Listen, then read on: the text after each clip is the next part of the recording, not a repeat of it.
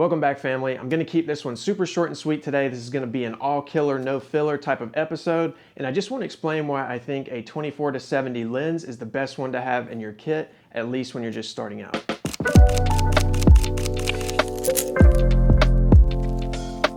So if you know me and are familiar with my channel, you know that I am a Sony shooter. And early on, I was on the Sony a6500 when I started to really get into video for the first time. And when I picked that camera up, I picked up the legendary Sigma 30mm 1.4 and Sigma 16mm 1.4. Everything I read online said that those were the best lenses to get. The price was right, and they produced a really beautiful image. And I was honestly super happy with these lenses for a long time. They really created some great work for me, and I always was happy with the output from them. But it got really annoying having to change lenses all the time with them being primes. And on one-man band type productions, that really run and gun type of stuff that I specialize in specifically, it just got really annoying having to change lenses all the time. And don't get me wrong, I totally do love prime lenses. I do think that they arguably produce the best looking end result, and without a doubt produce the best looking bokeh, but I think that you have to decide whether or not those things are what really matter the most for your workflow. As I began to evolve as a filmmaker and started to do a lot of work in the live event space and continue to do a lot of corporate doc style productions, I really started to realize the value behind zoom lenses. So when it came time to upgrade to the A7S III, I obviously couldn't use those primes that I had for my A6500 anymore, so I had to decide what I wanted to go forward with this camera. And the only two lenses that I ended up buying were the Sigma 24-70 2.8 that we're shooting on right now, and the Tamron 17-28 2.8. And I found out very quickly that 24-70 was my favorite lens ever. For the type of work that I do, the 24-70 really is kind of an all-in-one solution. It really does cover a lot of ground. You can do interview work with it, you can do like real estate, wide angle type work with it, you can do lots of event work with it, and it really stays on my camera like 95% of the time. And the amount of image quality difference between zooms and primes is negligible in my opinion, especially when you're going to upload to social media or things like YouTube where you're really not going to be able to notice that slight extra quality anyway. After using the 24-70 as a daily workhorse for almost 2 years now, it really has kind of become an irreplaceable piece of gear in my kit, and it's easily my favorite lens that I've ever used. If I'm packing up for a super fast-paced, minimal type gig and I can only take one lens, the 24-70 is absolutely what I'm bringing along. And I'll even go as far as to say that if I were on a deserted island for the rest of my life with only one lens, it would be a 24-70. I think it would cover anything that I would need. Not that filmmaking would be my #1 priority if I were stranded on a deserted island, but we're just making fun little analogies here. I obviously like a lot of things about 24-70 lenses, but perhaps one of the things that I like the most is the amount of buying choices that you have. On the cheaper end, you've got things like the Tamron 28-75, you've got the G1 and G2 now, and you can get those for a killer deal, and they're super lightweight if you're flying them on a gimbal all day and do want this to kind of be an all-in-one lens that you could carry around comfortably all day. You've also got, I believe, the Sigma 28-70 in that lane as well. And then you've got what I'm using, the Sigma 24-70, which I think is the happy medium of price and quality. It's nice and heavy, it gives me nice and stable shots, and it's built really well. It's got a nice metal construction to it, and the price is right. This lens is like $1,200 and it has performed amazingly. And then at the high end, you've got something like the G Master 24-70 2.8 if you really want that native Sony glass. And that's not even mentioning the options that you have in the f4 range. You know, you've got the Zeiss 24-70 f4, and you've got things like the Sony 24-105 f4, and those provide an incredible bang for buck. And while we're on the subject of f-stops and 2.8 and f4, I'll go ahead and say, in my particular workflow, bokeh is not everything. I do not value the super blurry background as much as everyone does, which is why I have found a very comfortable home with zoom lenses.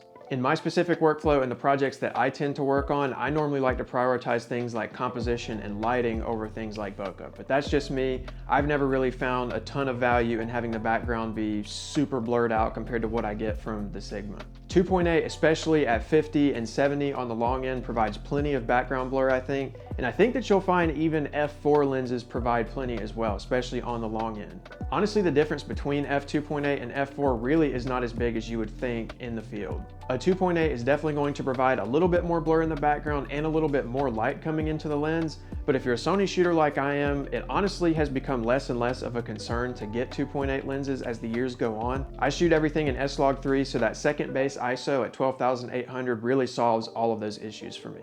At the end of the day, I chose the Sigma 24-70 2.8 simply because I liked the build quality of it and I was familiar with Sigma. I also do want to go into what I think the best use cases for a 24-70 are and what areas I think it can really shine and amp up your workflow. Those areas are going to be things like interviews and corporate type work, anything like live events and stuff where things are moving a lot, and then stuff like content creation, YouTube videos, talking head type stuff, and then just your simple B-roll. I think a 24-70 handles all of this stuff super well and really won't leave you wanting for more. There's only a couple of areas I think that a 24-70 may not be the best option, and that's just going to be super wide stuff like real estate. Even though you can accomplish some of that with 24mm, I think most of the time you're going to want something a little bit wider. And then maybe things like sports and wildlife, where you want that super long telephoto reach and you kind of need to be back in the background while your subjects are kind of going about their own thing. And in sports, you're like behind a fence and stuff like that. And also something like the 24-70 2.8 that I'm using may not be the best if you want a super lightweight setup. I tend to like a heavier setup. It helps me stabilize my shots because I do a lot of handheld work. But maybe if you're doing a whole lot of gimbal stuff, you're gonna wanna look at something a bit lighter, maybe an f4 or something like that. But the Tamron, again, does make that 28-75 2.8, which gives you the bulk of that focal length at a lot lighter weight. Before I wrap up, I'll give you one more little bonus tip, and that is just to be super intentional. If you're going to pick up something like a zoom lens or a 24-70 or whatever the case may be, I think it is important to be super intentional with those focal lengths. Early on when I was looking at reviews of the Sigma, when I was looking to buy it, I saw one person refer to it as a barrel of primes. And I thought that was super cool because it really does give you a lot of tried and true focal lengths to play with. And lenses have come so far today, they all are going to look pretty good if you know what you're doing. So I think being intentional can really help you get a better end product. Sometimes I don't zoom when I use this at all. I'll determine that I want the project to be shot at 35 or 50, and I'll just leave the lens there. And I also think that this will help you to find your favorite focal lengths in the future if you do choose to buy some primes later. When I'm shooting something like an interview or B-roll, I try not to zoom in and out too much. I really try to pick a focal length that I like the characteristics of, that I like the look of, and roll with it for that particular shoot. Obviously, there are times when you're gonna have to zoom in and out, but you tend to not keep those things in the final cut. So I do think it works really well and actually gives you a lot of extra value out of your lens to be super intentional with those focal lengths. Hopefully that makes sense. And through loving this lens so much, I do think that it's about time for me to get some primes eventually, and I'm looking at a 35 because me, for example, I have found that 35 is my favorite focal length out of everything this lens offers. I think 35 is kind of the Swiss Army knife of focal lengths. You can really do everything with it, and I learned that through using this lens. Hopefully you got something useful out of this. I wanted to share the knowledge because zoom lenses have really changed the game for me at a pivotal point in my career where work was starting to really pick up and I was really starting to grow as a filmmaker. Zoom lenses allowed me to have a lot of flexibility on set and added a lot of value in that kind of run and gun stuff that I tend to do the most. Let me know what else you want to see and let me know what your favorite lens is. Maybe you're a wide angle person or maybe you're a super telephoto type person. Maybe you do wildlife and that type of stuff.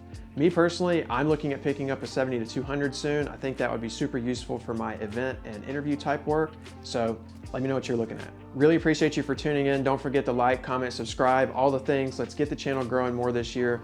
Thank you for 700, by the way. That was so awesome to wake up to a couple of days ago, inching a lot closer to that 1,000 mark. So I'm getting super excited about it and I'm really thankful. And always remember that you are blessed and you are loved. And as always, I'll be back soon.